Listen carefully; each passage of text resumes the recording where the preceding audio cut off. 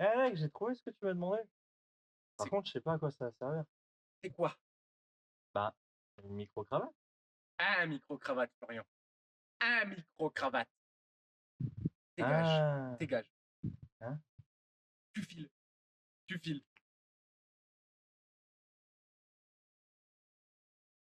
Bonjour à tous, on se retrouve pour la deuxième vidéo de la Riddle of Stillure avec Alexis et Florian, aujourd'hui on va voir la position de garde les parades. et les attaques. Donc on va commencer par la position de garde. Florian commence l'escrime ludique. On va t'aider. Florian, tu vas avancer ton pied droit Pourquoi? Parce que t'es de droite? parce que t'es droitier, Ah oui. d'accord? Ensuite, ton deuxième pied. Ton avis, comment tu dois le placer?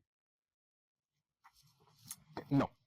Alors, tu vas imaginer une ligne imaginaire qui part de la pointe de ta chaussure en passant par ton talon, tout droit, d'accord? Et tu vas mettre ce deuxième pied, non, celui-là, tu vas le mettre perpendiculaire avec ton talon. Parfait. Ensuite, il y a un moyen très facile pour contrôler l'écartement entre tes pieds pour être à l'aise, d'accord? Tu vas venir lever ton talon de ton pied gauche, tourner pour être dans la même direction de ton pied droit, et tu vas venir t'agenouiller. C'est très bien. Si ton genou arrive à la moitié de ton pied, tu es à bonne distance. Tu peux te relever et reprendre la bonne position. Ok? Et tu te mets légèrement assis sur les jambes. On y est. Ensuite, pour ce qui concerne le haut du corps, tu vas venir remonter la pointe de ta lame. D'accord? Ici, venir mettre ton poing et y coller ton coude. Ok, nickel. Tu relèves et je veux que tu alignes ton ongle avec la pliure de ton coude. Très bien. Légèrement de profil en te tournant dans ce sens-là. Très bien. Et tu décales celle-ci légèrement par là et ici. Tu es en position de garde. Tu retiens, tu enregistres, toujours assis sur tes genoux pour être explosif, et ce sera très bien. C'est pas évident de bouger. Pour ce qui est des parades, quand on est en garde de base, on est de base dans la parade qui s'appelle la tierce.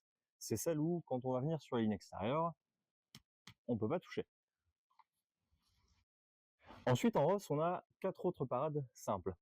Donc on a la tierce, la carte, la quinte, qui va servir pour les coups de tête, la septime et la seconde. On voit que pour la septime et la seconde, on va pas simplement aller mettre l'épée en bas, on va venir comme si on donnait un coup. Tout simplement, c'est le mouvement de base qu'on aura pendant les duels. Donc, pour les attaques de base, on se met en garde. Première attaque droite, je vise le biceps droit. Attaque gauche haute, toujours le biceps. Pourquoi on vise le biceps? Parce que si notre adversaire se baisse, on aura tendance à aller toucher l'épaule plutôt que le visage ou la tête, ce qui peut être dangereux. Pour les attaques jambes, même chose. Ici, je vise le genou. Ici, je vise le genou. D'accord? Pourquoi? C'est le milieu des jambes. Ensuite, pour la tête, c'est là qu'il va falloir mettre l'accent sur la pratique et le safe. D'accord? Un coup de tête n'est pas dangereux s'il est bien fait. D'accord? Un coup de tête, c'est très simple. Je vais pousser sur mon avant-bras, tendre mon bras, mon épaule va venir finir le geste, et seulement à ce moment-là, mon poignet va venir s'incliner. D'accord? Je transforme un mouvement d'avant en un mouvement rotatif. Si je fais ça, j'ai beau y mettre la force que je veux, le mouvement rotatif ne pourra jamais faire mal. Pour ce qui est des exercices basiques qui peuvent servir à entraîner les parades de base et les attaques de base, on a en tout premier lieu le ping-pong.